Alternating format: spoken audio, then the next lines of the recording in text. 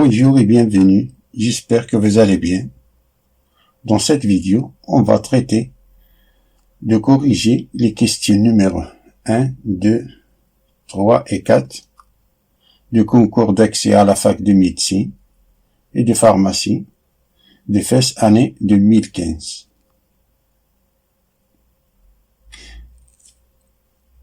Question 1 nous dit de calculer le domaine de définition de la fonction f définie par f de x qui est égal à racine cubique de e à la puissance moins 2x moins e tout divisé par x plus e exponentielle.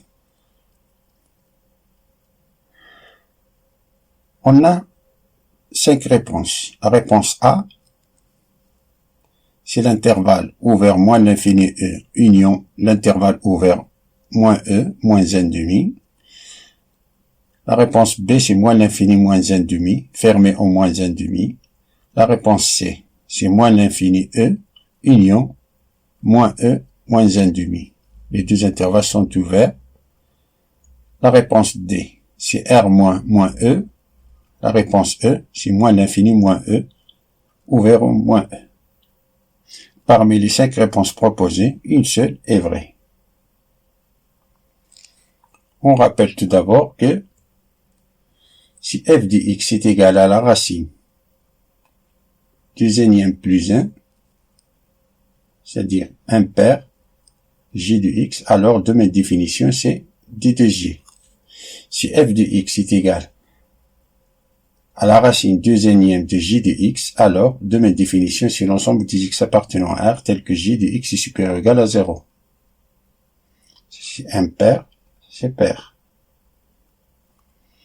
On a e à la puissance moins 2x moins e existe pour tout x appartenant à R. Par suite, la racine cubique de e à la puissance moins 2x moins e existe pour tout x appartenant à R. Donc, la fonction f de x qui est égale à la racine cubique de e à la puissance moins 2x moins e divisé par x plus e existe si et seulement si le dénominateur, c'est le quotient, le dénominateur de ce quotient-là est différent de 0. Ce qui veut dire que x est différent de moins e. Par suite, le domaine de définition, c'est R moins moins e.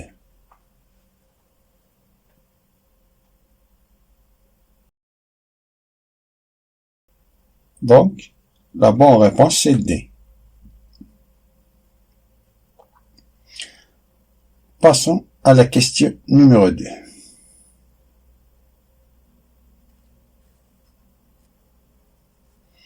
Qui nous dit la fonction dérivée de la fonction g définie par g de x qui est égal à ln de cos carré de x carré et la fonction g' définie sur l'intervalle ouvert 0 pi sur 4.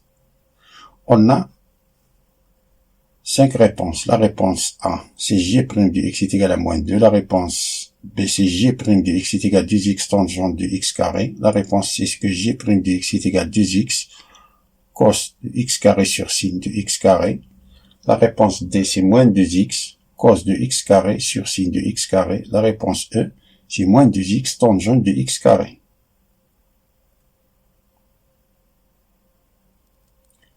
Parmi les 5 réponses proposées, une seule est vraie. On rappelle que la dérivée du logarithme de base a de f de x est égal à f' de x sur f de x fois 1 sur ln de a. Logarithme népérien de a. Si on a a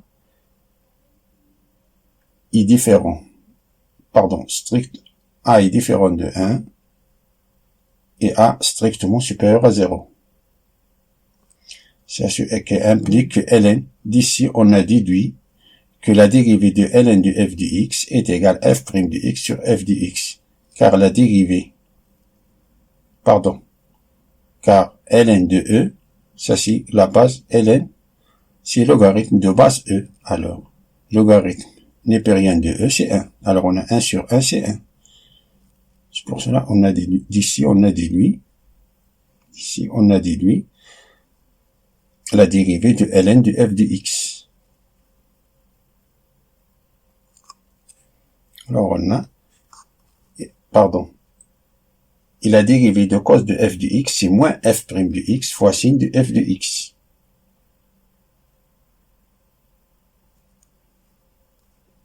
C'est la dérivée, il faut la connaître par cœur. On a g de x qui est égal à ln de cos de x carré implique g' de x, en appliquant cette propriété-là, c'est-à-dire cos de x carré, la dérivée de cos de x carré, divisé par cos de x carré. Au numérateur, en appliquant cette formule-là, ça nous donne, c'est moins f' de x, c'est-à-dire la dérivée de x carré, c'est 2x. Alors on a moins 2x, sin de x carré, tout divisé par cos carré, cos de x carré, qui est égal à moins 2x, fois sin de x carré, divisé par cos de x carré, et ça, ce n'est que tangente de x carré. Donc la bonne réponse, c'est E.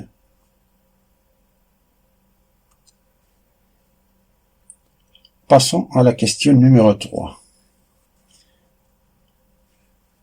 qui nous dit de calculer la valeur de l'intégrale grand I qui est égale l'intégrale entre 1 et racine de E de 1 sur x facteur de 1 moins ln de x d de x, et on a 5 réponses. Parmi les 5 réponses proposées, une seule est vraie.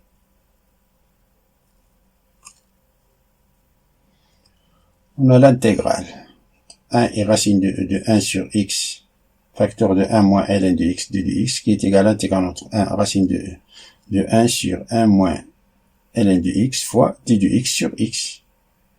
Là ici, cette question-là, c'est 1 sur x moins 1 fois 1 sur x. 1 sur x fois d de x, c'est d de x sur x. Ça est égal à l'intégrale entre 1 racine de E de 1 sur 1 moins ln de x, d de ln de x. Ça, c'est la dérivée de ln de x, car on a la dérivée de ln de x, sp x, c'est 1 sur x. La d de ln de x sur d de x est égal à 1 sur x. Ça veut dire que d de ln de x est égal à d de x sur x.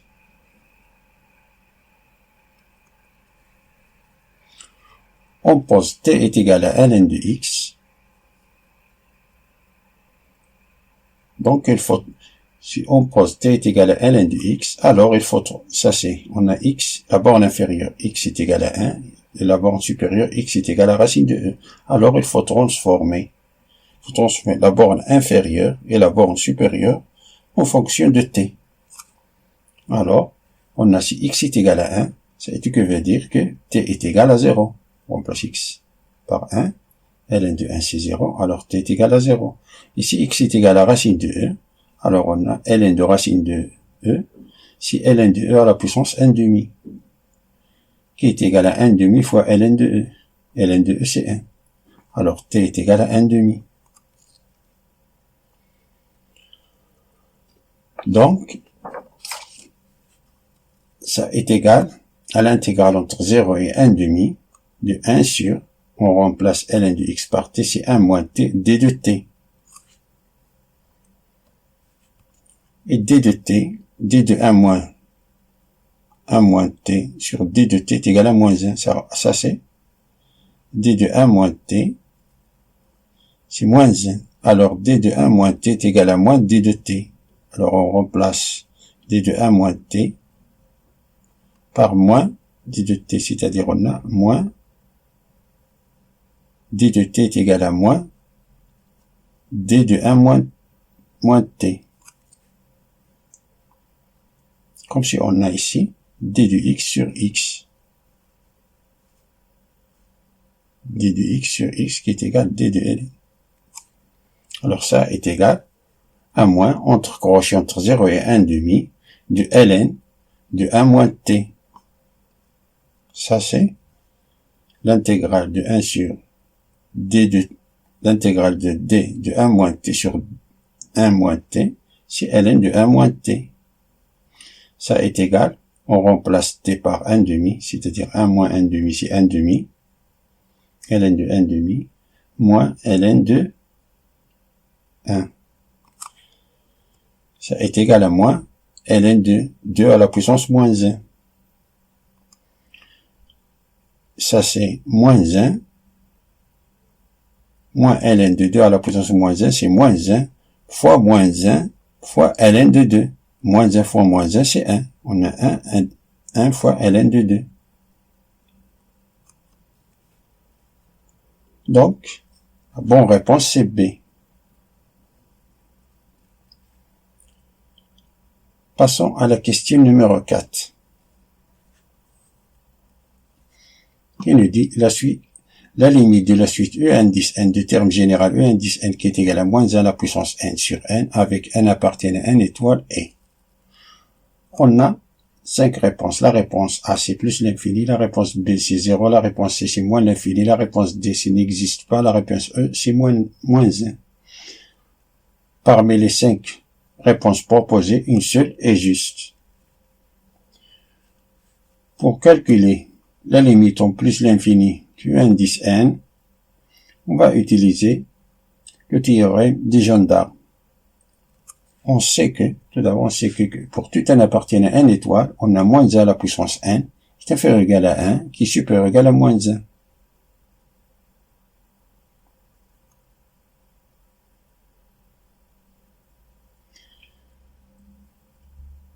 Si on divise par n, on a n est strictement positif, appartient à n étoile. Alors si on divise cette inégalité par n, si on divise 3 membres de l'inégalité par n, le sens de l'inégalité ne change pas. Alors on a moins 1 sur n est inférieur ou égal à moins 1 à la puissance n sur n, qui est inférieur ou égal à 1 sur n. Si on fait entrer la limite, au sens de l'inégalité ne change pas, alors la limite en plus l'infini de moins 1 sur n est inférieur ou égal à la limite en plus l'infini de moins 1 à la puissance n sur n, qui est inférieur ou égal à la limite en plus l'infini de 1 sur n. Ça c'est 0. Ça c'est 0. Par suite, la limite en plus l'infini de moins 1 à la puissance n sur n est égal à 0.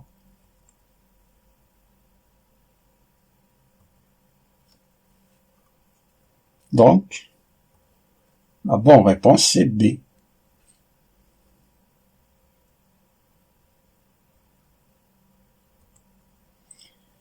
Merci d'avoir regardé cette vidéo.